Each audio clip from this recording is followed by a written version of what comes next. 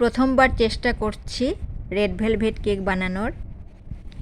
তো শুকনো উপকরণের মধ্যে পরিমাণ মতো তেল, চিনি, ডিম, ফুড কালার আর বাটার মিল্ক দিয়ে কেকের ব্যাটার রেডি করে নিয়েছি।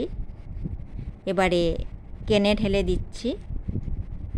ভিডিওটা বেশি বড় হয়ে যাবে, তার জন্য ব্যাটার বানানোর ভিডিওটা আর করলাম না।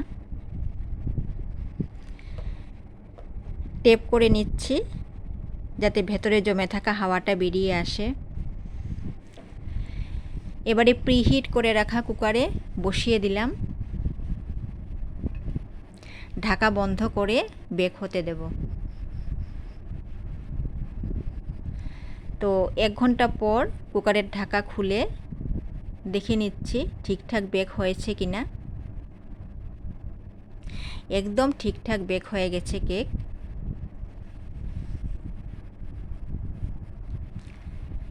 এবারে আনমোল্ড করে স্লাইস করে নিয়েছি। চেষ্টা করছি নিজের মতো করে একটু ডেকোরেশন করার। এই যে অনভ্যস্ত হাতে ডেকোরেশন করে নিয়েছি। জানি না কেমন হয়েছে দেখতে, প্রথমবার করেছি, হয়তো নেক্সট টাইম আরেকটু ভালো হবে। তো কমেন্টে জানাবেন আমার প্রথম রেড ভেলভেট কেক কেমন হলো দেখতে।